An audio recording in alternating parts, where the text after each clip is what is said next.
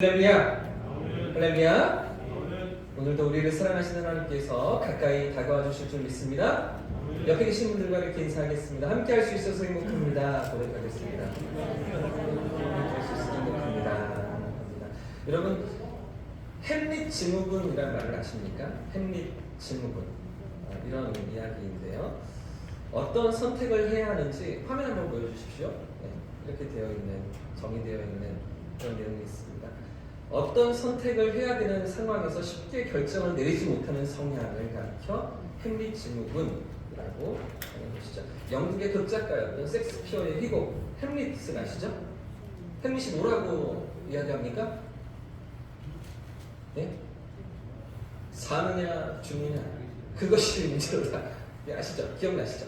그런 이야기에서 이제 햄릿 증후군 선택을 하지 못하는 그런 사람들의 어떤 병명을 이렇게 만든 것 같은데요. 여러분, 그래도 햄릿은 고상한 고뇌를 하는 것 같지 않으십니까? 사느냐 죽느냐 그것이 문제로다. 이 햄릿은요, 덴마크의 왕자로 이렇게 소설 가운데 등장합니다. 그런데 그의 아버지가, 왕이었던 아버지가 숙부에게 죽임을 당하고요. 그리고 어머니도 빼앗깁니다. 숙부에게. 그리고 그 아버지의 왕자까지, 이 왕의 자리까지 이 숙부가 차지하면서 이 숙부에게 복수를 해야 되는가 말아야 하는가를 끊임없이 고민하다가 결국에는 복수를 할까요 말까요? 복수에 성공할까요 실패할까요? 소설을 보십시오. 예, 결국에는 복수에 성공하고 나중에 자신도 스스로 목숨을 끊는 그런 스토리의 이야기가 햄릿인데요. 그런 중에 이 대사가 등장하는 것이죠. 사느냐 죽느냐 그것이 문제로다. 여러분, 그래도 햄릿의 고민은 꽤 고상한 것 같지 않으십니까? 인생 전체가 걸려있는, 자기의 삶 존재가 걸려있는, 삶의 목적이 담겨있는, 부모를 다 완전히 그렇게 망가뜨리고 내 인생을, 내 가정을 파괴한 그 숙부를 어떻게 할 것인가 이렇게 하면서 얘기하고 있는 그런 대사가 아니겠습니까? 자, 그럼 여러분, 오늘 살아가는 우리의 고민은 무엇입니까? 한 주간 어떤 고민을 하시면서 살아오셨습니까? 짜장이냐 짬뽕이냐 그것이 문제로다. 두먹이냐 찍먹이냐 그것이 문제로다. 이런 건 아니시죠? 우리 매 주일마다 점심이면 제가 갈등을 하는데요. 주걱을 들고서 쌀밥이냐 잡곡밥이냐 그것이 문제로다. 우리 교회처럼 두 가지 밥을 주는 교회는 잘 없는 것 같아요. 이런 고민들 아니시죠? 여러분, 이런 햄릿 증후군을 우리말로 선택장애 아니면 결정장애라고 이야기한다고 합니다. 우리 중에도 이런 분들 계시죠? 어디 마트에 가셔서도 이걸 사야 하는지 이걸 사야 하는지 한참 동안 고민하고 결정을 쉽게 내리지 못하는 그런 분들. 그렇죠? 이걸 선택하자니 저게 또 아까운 것 같고 저걸 선택하자니 이것도 괜찮은 것 같은데 싶어서 쉽게 결정하지 못할 때 있으시잖아요. 그렇죠? 오늘 본문에도 어쩌면 이런 고민과 갈등 가운데 있는 초대교회의 제자들의 모습이 등장하고 있습니다. 예수님이 부활하시고 승천하신 이후에 남겨진 제자들이 이 가룟 유다의 빈자리를, 12제자 가운데 비어있는 한 자리를 어떻게 채워야 하는가 고민하고 있는 그런 대목이 오늘 사도행전 1장 후반부의 내용인데요. 여러분, 이 비어있는 한 자리를 어떻게 채워야 합니까?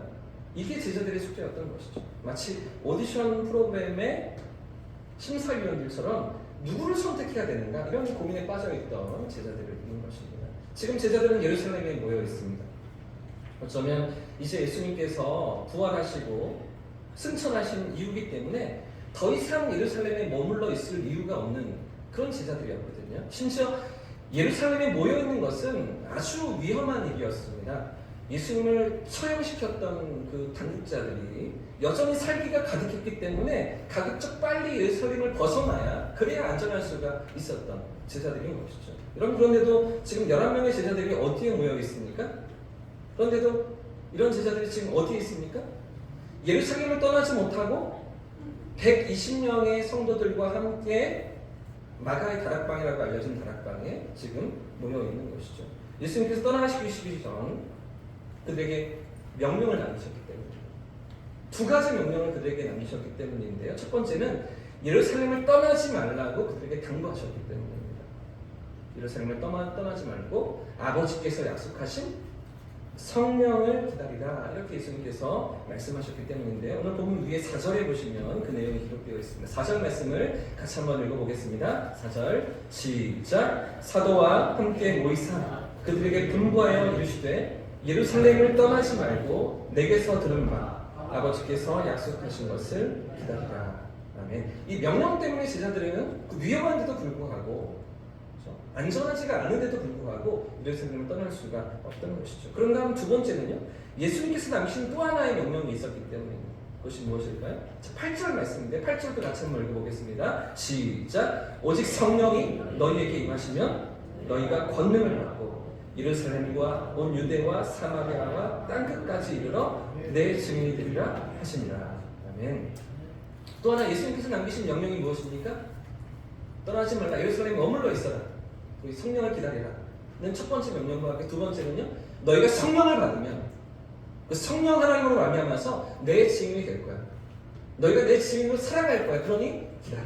이렇게 명령하셨던 것이죠. 이 두 가지 명령 때문에 제자들은 예루살렘에 머물러 있던 것이죠. 그런데 여러분 지금 이렇게 모여있는 제자들의 공기가 달라져 있다는 것 여러분 느껴지십니까?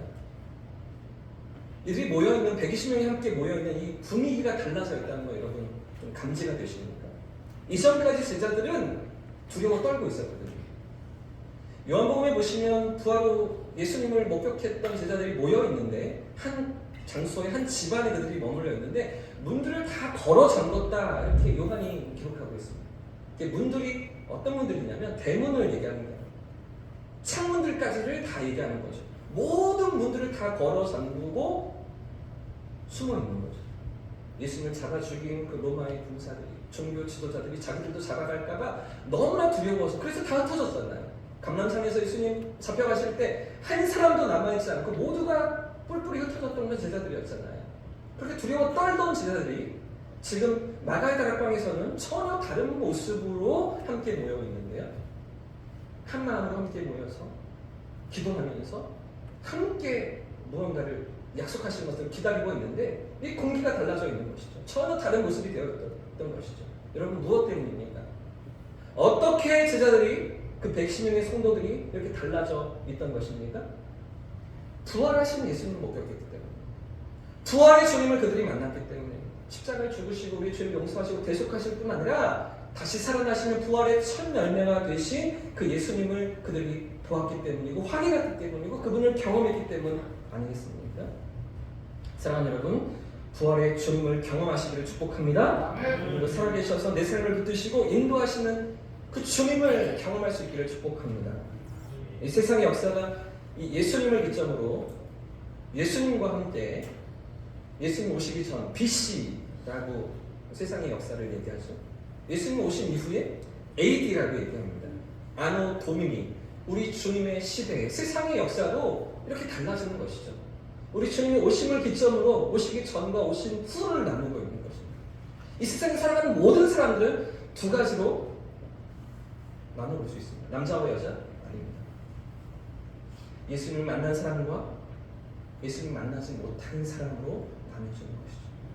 이것이 너무나 중요한 우리 인생의 문제입니다. 부활의 주님을 만났는가? 오늘도 나와 함께 하시는 그 주님과 함께 살아가고 있는가? 그렇지 않는가? 이것이 우리 인생의 너무나 중요한 숙제라는 것이죠. 사랑하는 여러분, 여러분의 삶에는 부활의 주님이 찾아오고 계십니까? 주님과 이 새해를 함께 걷고 계십니까? 아무쪼록 오늘도 우리 심령에 찾아오시고 우리를 붙드시는 부활의 주님을 만나고 그 주님과 함께 나아가는 새해가 되시기를 주님의 이름으로 축복합니다. 이처럼 부활의 주님을 만난 제자들이 지금 예루살렘에 모여있는 것이죠. 마가의 다락방에 모여있는 것입니다. 약속하신 성령을 기다리면서 이제 예루살렘 교회가 출발하고 있는데요. 자, 그래서 이어지는 3장에 이어지는 말씀을 보시면 이런 예루살렘 교회 안에 놀라운 성령의 임재가 나타나고요. 또 큰 부흥이 일어나는 모습, 그런 모습을 사도행전이 계속해서 우리에게 보여줍니다. 그런데 사실은 이런 부흥과 성령의 놀라운 역사가 있기까지 오늘 1장 후반부에서 기록하고 있는 예루살렘에 오인 이 제자들 120명의 성도들이 어떤 모습으로 주님을 기다렸는가, 그런 가운데 성령이 오셨기 때문에, 그런 가운데 부흥이 나타나기 때문입니다. 이게 너무나 중요하다는 것이죠. 어떤 모습으로 제자들이 성령을 기다리고 있었는가? 이 모습을 우리가 생각해 보려고 합니다. 먼저 12절부터 14절까지의 말씀인데요. 다시 한번 더 읽어보겠습니다. 12절부터 시작. 제자들이 감람원이라 하는 산으로부터 같이 읽겠습니다. 같이 12절 시작. 제자들이 감람원이라 하는 이 산은 예루살렘에서 가까워 안식일에 가기 알맞은 길이라. 들어가 그들이 유하는 다락방으로 올라가니 베드로, 요한, 야고보, 안드레와 필립, 도마와 바돌로메, 마테와 및 알페오의 아들 야고보, 세브데의 시몬, 야고보의 아들 유다가 다 거기 있어 여자들과 예수의 어머니 마리아와 예수의 아우들과 더불어 마음을 같이하여 오로지 기도에 힘쓰더라. 아멘. 주님 명령을 붙들고 기다리고 있던 제자들, 그 120명의 성도들, 첫 번째 모습이 무엇일까요? 첫 번째는요, 함께 따라해 보겠습니다. 기도하며 기다렸다. 예, 기도하며 기다렸던 것이죠. 더불어 마음을 같이하며 기도에 힘썼던 그런 제자들인 것입니다. 여러분, 그저 막연한 기다림이 아닙니다. 그죠? 기다리라고 했으니까 기다려야지, 이게 아니었습니다. 함께 마음을 모아서 한 마음으로 기도하면서 한 뜻으로 기다리고 있던 그런 제자들, 그런 성도들이었던 것입니다. 여러분 한번 생각해 보십시오. 지금까지 사도행전 이전에, 이 앞에 사복음서에서 보여주었던 제자들의 모습이 무엇이었습니까? 마태마가, 누가, 요한복음에 계속해서 보도되고 있는 3년 반 동안 예수님을 쫓아다녔던, 예수님께 제자훈련을 받았던 그 제자들이 어떤 모습이었습니까? 끝없이 시기하고 다투고 비교하고 분쟁하며 충돌하던 제자들은 아니었습니까? 그 마지막 예수님께서 감람산에서, 그렇죠? 십자가를 눈앞에 두시고 이제 십자가 고난을 당하셔야 되는데 그 마지막 순간조차도 네가 크냐 내가 크냐 누가 더 크냐라고 비교하면서 분쟁하던 제자들, 그런 제자들이었죠. 3년 반의 시간이 흘렀는데도 하나도 바뀌지 않은 것 같은 그런 제자들 아니었습니까? 여러분, 그런데 이랬던 제자들이 지금 어떤 모습으로 예루살렘에 모여 있습니까? 이전에는 다 다른 생각이었고 다 제각각이었으며 다 자기 멋대로 분열되어 있던 제자들이 지금은 어떤 모습입니까? 한 이름 아래에 한 장소에서 한 마음으로 그리고 하나의 소원을 두고 기도하고 있는 것이죠. 그리고 이렇게 기도할 때 하나님께서 이루시는 놀라운 부흥의 역사를 그들이 경험했던 것입니다. 사랑하는 여러분, 새해 우리 교회가 이런 모습 될 수 있기를 축복합니다. 한 마음으로 한 뜻으로 나아가는 그런 하나님의 역사를 경험하는 우리 교회 될 수 있기를 축복합니다. 예수의 이름, 그 한 이름 앞에서 같은 장소를 공유하고요, 같은 마음으로 그리고 같은 소원으로 이 새해를 달려가는 저와 우리 성도님들 되시기를 축복합니다. 어쩌면 서로가 너무나 다르죠. 생각하는 것이 다르고 삶의 모습도 큰 차이가 있지만, 심지어는 지난주부터 우리가 온세대 예배를 시작하면서 어떻습니까? 주일학교 아이들은 이 자리에 앉아있고 너무 나이 차이가 많이 나고, 그죠? 생각도 차이가 많고 세대도 다르지만 그러나 한 마음으로 기도하고 한 뜻으로 기도할 때 하나님께서 이루시는 놀라운 부흥의 역사를 맛보고 체험하는 우리 교회 될 수 있기를 주님의 이름으로 축복합니다. 여러분, 옛글에 우리 선조들이 많이 사용했던 괴만일루라는 사자성어가 있습니다. 괴만일루, 이런 단어인데요. 선비들이 이렇게 서로 서신을 주고 받을 때 이렇게 사용했던 그런 단어라고 합니다. 풀이를 해보면 이런 단어인데요. 걸괴자를 넘겨주십시오. 걸괴자에 일만 말자, 세다, 셀루, 하나, 일. 이게 무슨 의미입니까? 괴만일루. 괴만누일이에요. 괴만누일. 그렇죠? 한 가지 일에 신경을 쓰다 보니, 한 가지 일에 걸려 있다 보니 중요한 정작 중요한 한 가지를 놓쳤다. 네. 그쵸, 잘못 제가 읽었나요? 네. 망가지 여러 가지 일에 신경을 쓰다 보니 정작 중요한 한 가지를 놓쳤다. 이게 괴만누일이라는 단어라고 합니다. 여러분, 우리 신앙생활도 마찬가지 아니겠습니까? 어느새 1월 중순을 우리가 지나가고 있는데요. 우리가 여러 가지 일들을 돌아보고 챙겨야 하고 하셔야 될 역할들이 너무나 많이 있죠. 직장에서 업무를 보면서 내 일들을 감당하면서 내 사업장에서 내 일터에서 학교에서 수업도 이 과목도 저 과목도 들어야 되고 따라가는 공부도 너무 많지. 가정에서 어떠십니까? 가정도 건사하면서 공과금도 내야 되고 대출금도 갚아야 되고 이자도 내야 되고 그렇죠? 또 그런 거 하면 또 적금도 들어야 되고 밥도 먹여 매일마다 메뉴를 뭘로 차려야 되는지도 고민이 되는 그런 우리 권사님들 집사님들 어떠십니까? 여러 가지 일들이 너무나 많지만 그러나 그 가운데서 절대로 놓쳐서는 안 되는 한 가지가 있다는 것이 무엇일까요? 모든 것은 다 할 수 있습니다. 어떻게든 할 수 있지만 그러나 절대로 놓치지 말아야 되는 한 가지가 있다는 것입니다. 하나님이시잖아요. 하나님을 붙드는 기도인 것이죠. 하나님 앞에서 우리의 삶을 살아가는 것, 이게 우리의 새 삶의 걸음 되어야 하지 않겠습니까? 여러분, 신앙생활이 무엇입니까? 예수를 믿는다는 것이 무엇입니까? 우리의 삶에 이런 만 가지 걱정이 찾아와도, 만 가지 어려움이 우리의 삶에 찾아와도 하나님 한 분 붙들고 있으면 다 넘어설 수 있는 거잖아요. 다 극복할 수 있는 거잖아요. 하나님 한 분, 온 우주를 다스리시고 지금도 살아계신 그 하나님이 나와 함께 계신다면 어떤 어려움도, 어떤 삶의 고난도 넉넉히 우리가 헤쳐나갈 수 있는 거잖아요. 그래서 괴만 무일이 아니라 괴를 나누는 거죠. 하나를 붙들고 한 분을 붙들고 다른 여러 가지 일들은 다 하나님 앞에서 해결된다. 이런 것 아니겠습니까? 사랑하는 여러분, 새해 우리가 더욱 하나님 앞으로 나아갈 수 있길 축복합니다. 더 하나님 붙들고 살아가는 믿음의 걸음 되시길 축복합니다. 더욱 기도의 자리에서 하나님과의 친밀한 사귐을 누리는 그런 저와 성도님 되었으면 좋겠습니다. 여러분, 그럼 우리가 같은 장소에서 같은 마음을 가지고 같은 소원으로 기도하는 자리가 어디일까요?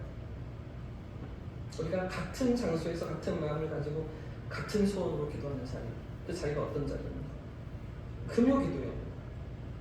금요일 밤 한 주를 마무리하면서 주일을 기대하고 우리 삶을 주님 앞에 내려놓는, 우리 문제들을 가지고 끌어안고서 기도하고 부르시는 그런 금요기도회가 한 장소에서 같은 마음을 한 뜻으로 같이 소원을 두고 기도하는 자리 아니겠습니까? 여러분, 이 자리에는 지난 1년 동안 꾸준히 기도의 자리를 지켜오신 성도님들이 계십니다. 너무나 감사하고 너무나 고마운 분들이신데요. 저는 더 많은 분들이 금요기도에 함께 하셨으면 참 좋겠습니다. 더 뜨거운 기도로 하나님 앞에서 우리 한 마음으로 부르짖고 기도하는 그런 교회로 나아갔으면 참 좋겠습니다. 그래서 2024년 새해를 통해서 하나님께서 이루시는 역사를 우리 교회 가운데, 또 우리 가정 가운데, 또 우리 일터 가운데 경험하시는 우리 성도님 되시기를 축복합니다. 여러분, 예수님 제자들이 또 120명의 성도들이 그 예루살렘 교회로 처음 출발하면서 놀라운 부흥을 경험할 수 있었던 이유, 첫 번째 이유는 기도하면서 기다렸기 때문입니다. 하나님의 인도하심을 구하며 기도하는 자리로 그들이 나아갔기 때문인데요. 자, 그런가 하면 두 번째는요, 15절 말씀이 가르쳐줍니다. 15절과 16절 말씀 같이 한번 읽어보겠습니다. 시작. 모인 무리의 수가 120명이 되더라. 그때 베드로가 그 형제들 가운데 일어서서 이르되, 형제들아, 성령이 다윗의 입을 통하여 예수 잡는 자들의 길잡이가 된 유다를 가리켜 미리 말씀하신 성경이 응하였으니 마땅하도다. 아멘. 자, 이제 이렇게 마음을 모아 기도하던 가운데 베드로가 일어나서 베드로가 한가운데서 이야기를 시작합니다. 그리고 그동안에 있었던 모든 상황들을 정리하기 시작하는데요. 여러분, 베드로가 가장 먼저 하는 이야기가 무엇입니까? 누구의 이야기입니까? 가룟 유다의 이야기입니다. 가룟 유다의 그 배신과 그로 인한 실족, 그리고 더 나아가 이제 12제자 가운데 한 자리가 비어있는 이 모든 상황을 언급하고 있는 것인데요. 자, 그런데 이런 상황을 베드로가 어떻게 정리하고 있습니까? 자, 한번 따라해 보겠습니다. 말씀으로 해석했다. 예, 지금 이 상황을, 이 문제를 말씀으로 해석하고 있는 것입니다. 하나님의 말씀 앞에서 그 상황을 해석하고 정리하고 그렇게 풀어가고 있는 것이죠. 아마 당시 제자들에게 있어서는 이 가룟 유다로 인한 자리에 비어있는 한 자리가 엄청난 충격이었을 것입니다. 엄청 상처였을 것입니다. 왜 그렇습니까? 그래도 유나 고나 3년 반 동안 같이 있던 동료였잖아요. 친구였잖아요. 형제였잖아요. 가족 같은 그런 사람이 가룟 유다 아니었겠습니까? 3년 반의 시간을 같이 있는데도 불구하고 끝내, 그죠? 예수님을 배신하고 거기서 돌이키지 못하고 회개하지 못하고 스스로 목숨을 끊는 그런 자리로 나아가는 가룟 유다를 지켜보면서 제자들이 얼마나 충격을 받고 얼마나 상처가 깊어졌겠습니까? 그렇죠? 그 12명으로 다니면서 그 제자들은 언제나 완전체였잖아요. 구약의 12지파와 같이 이제 하나님 나라를 이루시는데 그 12명이 하나님 나라를 대표하는 상징적인 그런 숫자로서 그들에게 그렇게 마음에 있지 않았겠습니까? 근데 그 한 자리가 비어있는 것이죠. 그 한 자리에 빠져있는 것이죠. 완전체에서 이제 모자란 것이죠. 완전체가 될 수가 없는 것입니다. 그래서 지금 베드로가 일어서서 이 문제를 어떻게 다루기 시작합니까? 어떻게 이 문제를 해석하고 있을까요? 형제들아, 성령이 다윗의 입을 통하여 이야기한 이렇게 시작하면서 성경이 응하였다. 구약의 예언이 응하였다라고 해석하고 있는 것이죠. 구약의 예언과 그 말씀을 가지고서 이 상황을 풀어내고 있는 것입니다. 그러면서 구약에 어떤 말씀을 떠올리고 있는지 보십시오. 20절 말씀입니다. 제가 읽어보겠습니다. 시편에 기록되었을 때 그의 거처를 황폐하게 하시며 거기 거하는 자가 없게 하소서 하였고 또 일렀으되 그의 식분을 타인이 취하게 하소서 하였도다 라고 베드로가 언급하는데요. 지금 베드로가 말하고 있는 이 20절에는 두 개의 구약 말씀이 담겨져 있습니다. 시편 69편과 시편 109편 말씀이 바로 그 구절입니다. 먼저 시편 69편 말씀을 보시면 무죄한 한 사람이 고난을 받고 원수들에게 미움을 받으며 모욕을 당하는 모습이 그려져 있습니다. 그리고 이어지는 말씀에 그 원수들에 대해서 하나님의 심판이 임하고 하나님이 보응해달라라는 간구가 이어지는 말씀이 시편 69편인데요. 이 말씀을 베드로가 인용하고 있는 것이죠. 사랑하는 여러분, 아무런 죄도 없이 미움을 받고 고난을 당하신 분이 누구십니까? 예수님이시잖아요. 우리 죄를 위해서 십자가를 지시고 고난을 당하신 구원을 이루신 예수님이시잖아요. 그럼 또 이렇게 까닭 없이 미워하고 모욕을 주며 고통과 고난을 준 사람이 누구입니까? 예수님을 배신한 가룟 유다이죠.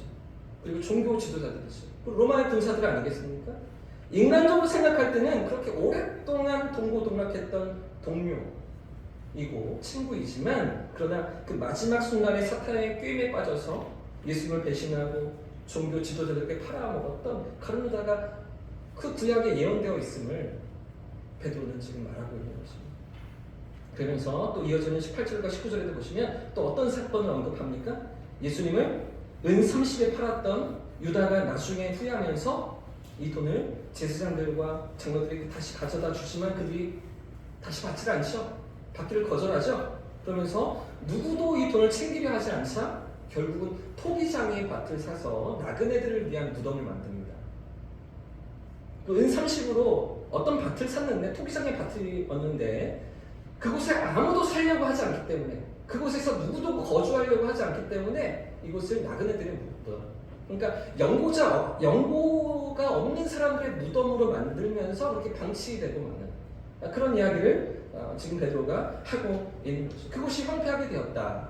이 예언의 말씀이 지금 그대로 이루어졌다 라고 베드로가 해석하고 있는 것입니다. 그런가 하면 시편 109편 말씀도 마찬가지인데요.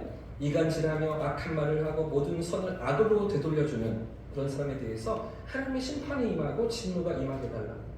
이런 말씀이 시편 109편의 예언입니다. 근데 이 예언이 어떻게 성취되었습니까? 이 예언을 베드로가 어떻게 해석하고 있습니까?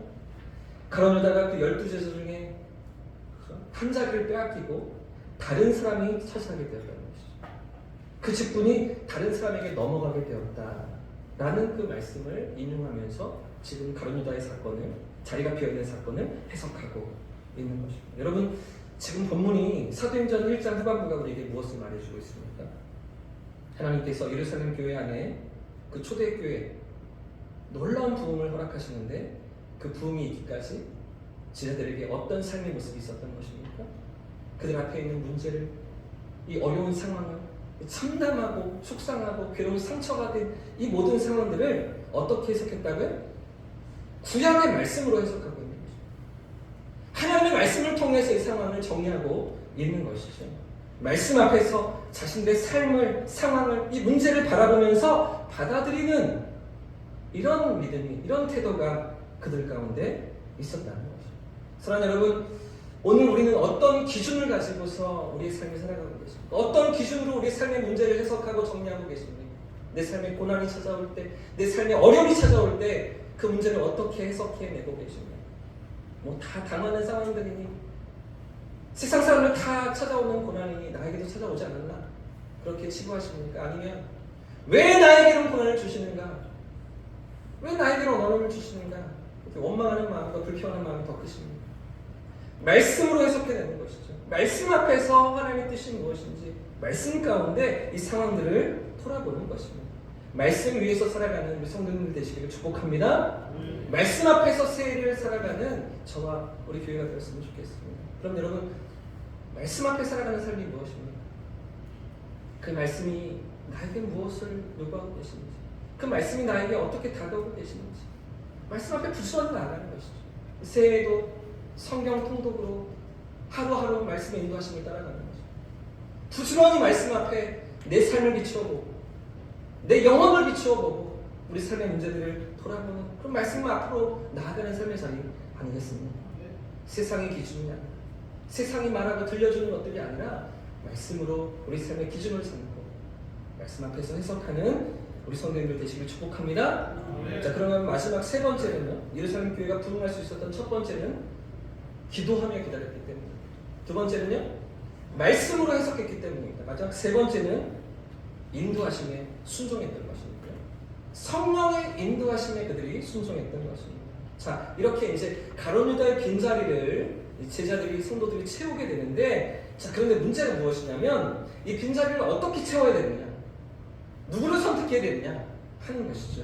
만약 예수님이 계셨다면 너무나 쉬운 문제예요. 예수님 직접 선택하시면 되니까. 근데 예수님 계시지가 않잖아요. 한 사람을 세워야 되는데 누구를 세워야 하는 것입니다. 그 남겨진 제자들이 생각했던 중요한 원칙은 두 가지입니다. 첫 번째는요, 21절 말씀을 보시면 예수님께서 이 땅에 계시고 제자들과 함께 다니실 때 그때 함께 했던 자들 중에서 한 사람이어야 한다. 첫 번째 원칙, 예수님과 함께 다니셨는 자. 두 번째 원칙은요, 예수님께서 남기신 명령대로 예수님의 부활을 목격하고 부활의 증인이 될 수 있는 자, 부활의 증인으로 쓰임받을 수 있는 자. 이 두 가지 원칙이었습니다. 예수님이 함께 다녔고 예수님의 부활을 목격했던 사람 중에 이제 뽑는다. 근데 문제가 또 있습니다. 어떤 문제일까요? 이런 기준에 부합하는 사람이 한 사람이었으면 좋겠는데 몇 사람이요? 세 사람? 두 사람이요.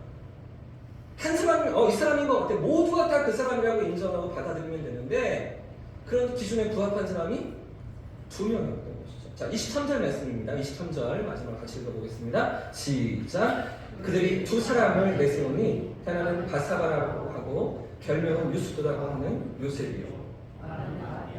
한 사람은요, 바사바라고도 하고 별명은 유스도라고도 하는 원래 이름은 뭐냐면 요셉. 원래 이름이 요셉이고 별명이 바사바 유스도인 그런 사람. 그리고 또 한 사람은 누구라고요?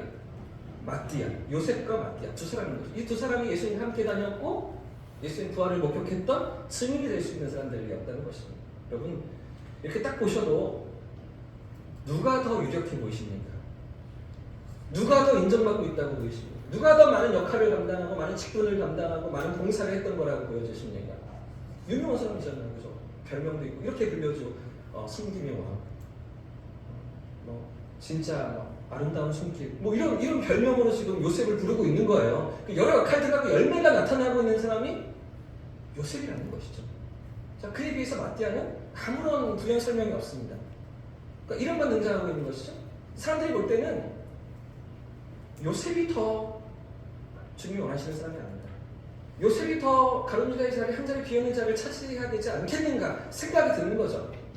그 정도로 인정받던 사람이 바사바, 유스도, 요셉이었던 것 같습니다. 자, 그런데 성령 하나님의 선택은 무엇입니까?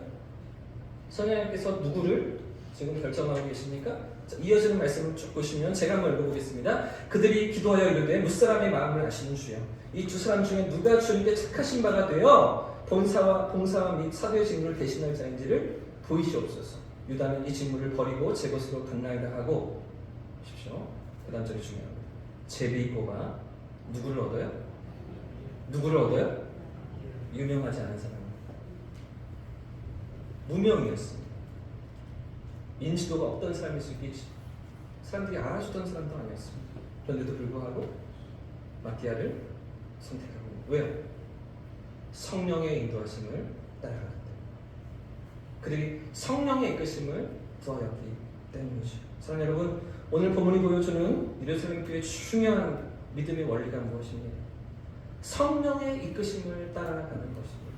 물론 최선을 다해서 두 가지 원칙을 가지고서 주님과 함께 다녔던, 주님의 부활을 목격했던 우리의 최선을 다해서 두 사람을 정리하지만 최종 결정은, 정말 중요한 결정은 누가 하십니까?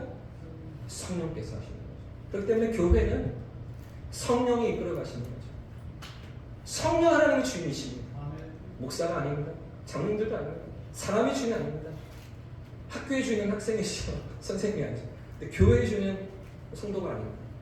교회의 주인은 성령 하나님이신 줄 믿습니다. 성령의 이끄심을 따라 나아갈 때 놀라운 부흥의 역사를 경험했던 것이죠. 오늘 이 땅을 살아가는 우리의 삶에도 이런 하나님의 역사와 하나님이 이끄시는 놀라운 열매들을 맛보는 저와 우리 성도님들 되시길 축복합니다. 기도하며 기다리고요. 말씀을 따라 해석하고요. 그런가 하면 성령의 인도하심을 따라 나아갈 때 하나님의 일하심을 경험하는 복된 수혜로 우리 교회가 나아갈 수 있기를 주님의 이름으로 축복합니다.